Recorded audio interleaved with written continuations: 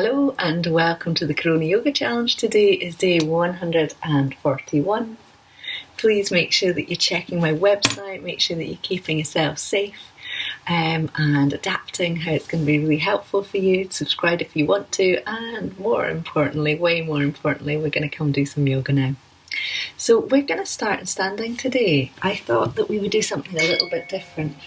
So I thought we would bring ourselves to just a comfortable standing position, so you've got a little bit of space between your feet, so you're not kind of really tight with the feet, not really wide, so just a kind of natural step.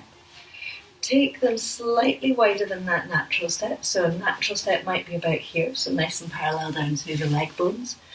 Come slightly wider than that, bend through your knees, and as you bend through your knees, just allow yourself shoulders to come forwards.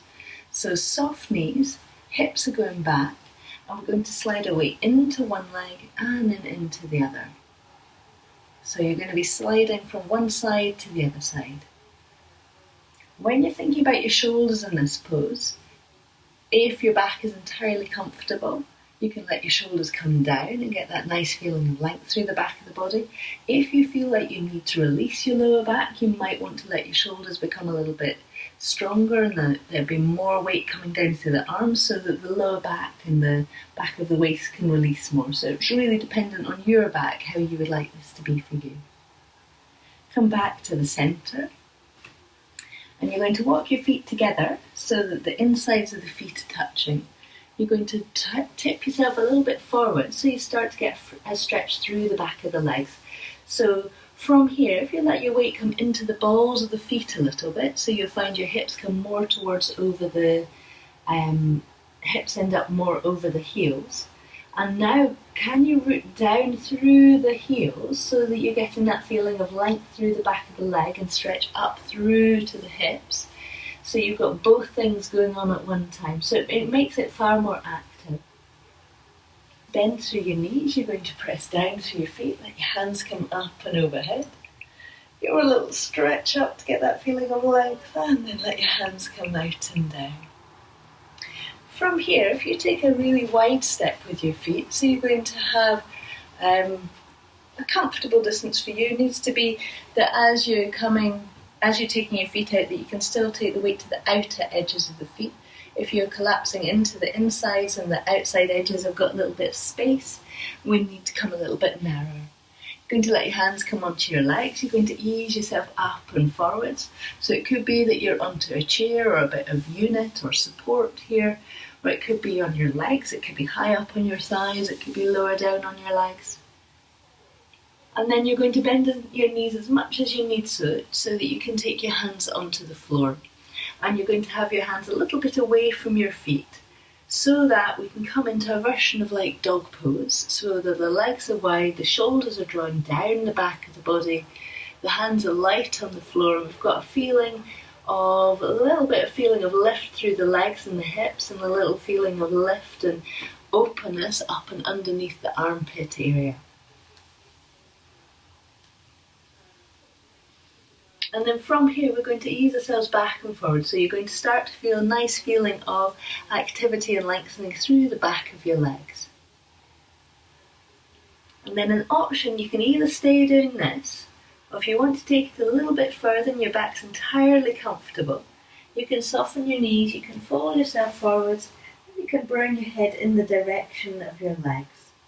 Keep thinking about the length of the spine coming down though, so that we're not curling in and taking space away from the spine, we're lengthening down towards the floor.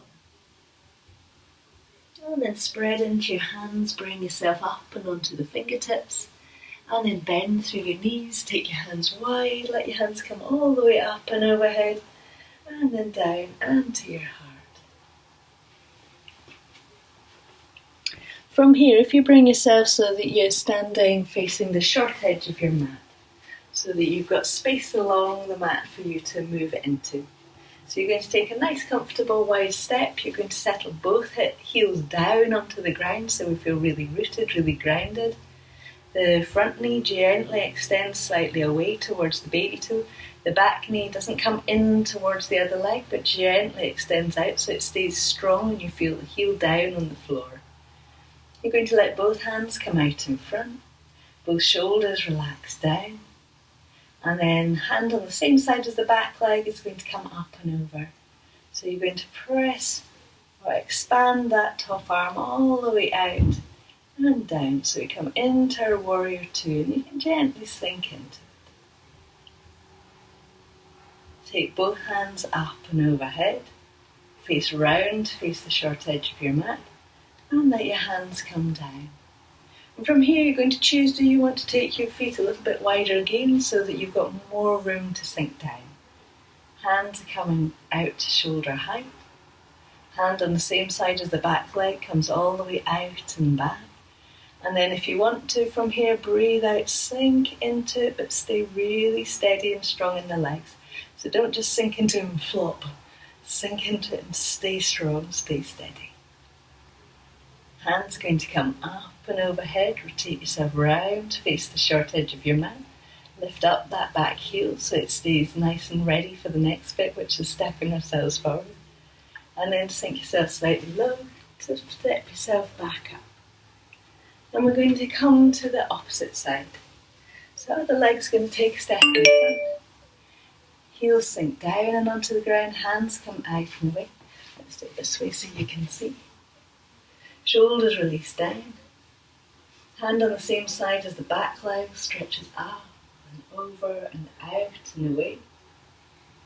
Sink down through the shoulders. Hands both come up and overhead. And stepping yourself forwards. Settle into the weight into the feet.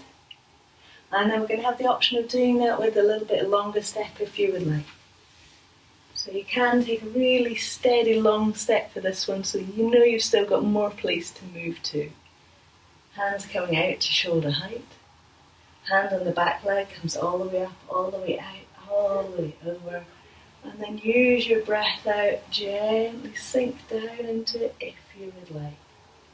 Keep that feeling of activity in the legs so you feel maybe a little chatter or a little conversation in your body as your body says, wow, I'm doing this, I'm doing this, I'm doing this in different parts of the body. Bring your hands up to overhead, let the back heel lift up. Slightly come down and then press into your feet to bring yourself back up and to comfortable standing. We're going to come to the floor now. So we're going to come into a kneeling position to do our little twist. So if you want to let your hands rest onto the top of your thighs, you're going to slide your hands down your legs or down the fronts of your legs, ease forwards, walk your hands out so that your knees come onto the ground, and I'm going to have my toes tucked under like this, but you might want to have your toes flat if your feet prefer that. And I'm just going to adapt this because I'm going to be too high. So with the toes tucked under, you're just going to let your hips rock back and onto your heels, so it should feel like a nice way to sit. So you get a feeling of that little support underneath the pelvis, which gives us that comfortable, easy way to lift up and come into that steady sitting position. From here, you're going to take one hand onto the back of your body and you're just gently going to ease yourself round into the open space, but stay really steady down through the pelvis so the pelvis remains supported as we come round. So we're wanting to move through the waist and through the upper chest, the kind of more movable parts of the spine. Bring yourself back to the centre and then to your opposite side. Make sure that you can breathe steadily and easily, and then bring yourself back to the centre. Take hands onto the floor if it's comfortable, let your forehead come down, release the pelvis back and the lower back. And bring yourself up to sitting. And choose how you like to sit to do a little bit of breathing. So just however's going to be comfortable for you. Oh, I'm choosing this today. So I think we'll do a little bit of ujjayi breathing, so that soft snoring breath. So it's an easy breath in, and then I don't know if you can hear that. I can hear it, but I don't know if you can. So it's that soft snoring breath. If you're not quite sure about this, do go onto my website, yoga.co.uk, and on the blog there's a whole Ujjayi blog with beautiful noises and descriptions, and I don't think I did a video, but maybe I did. I think I did a sound bite. So if you're not quite sure, do go onto that to just double check how to do it, but I'll talk you through it briefly just now. So it's a nice easy breath in, and then soft breath out, lips are closed, breath out's coming through the nose, but we've got kind of like a rumble through the back of the throat as you breathe out, and the back of the throat just gently becomes narrower, which gives us that noise and also the slower out breath. Easy breath in and out.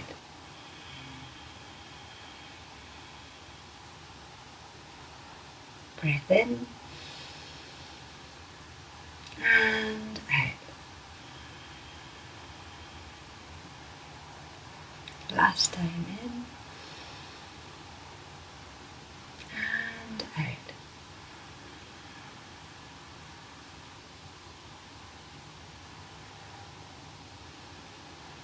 And let your breathing settle and become relaxed.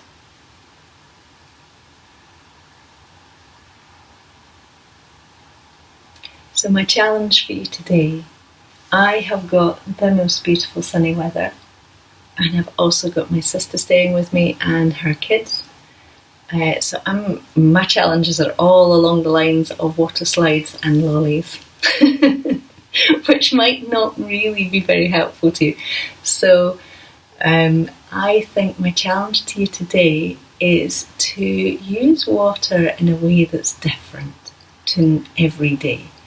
So whether you normally just drink water, have a nice sensible shower or a bath, you could try trickling water, you could try dabbling your toes in water, you could try painting on the floor with water, or outside. I'm obviously not suggesting you ruin your house.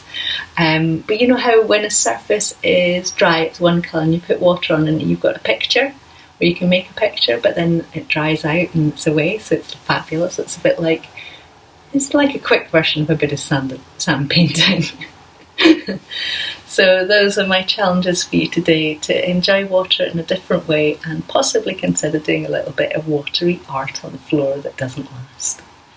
And my quote for you today: whether you think you can or you can't, you're right. Whether you think you can or you can't, you're right. I hope you have a super day. I hope you enjoy the weather, and I hope all is well with you.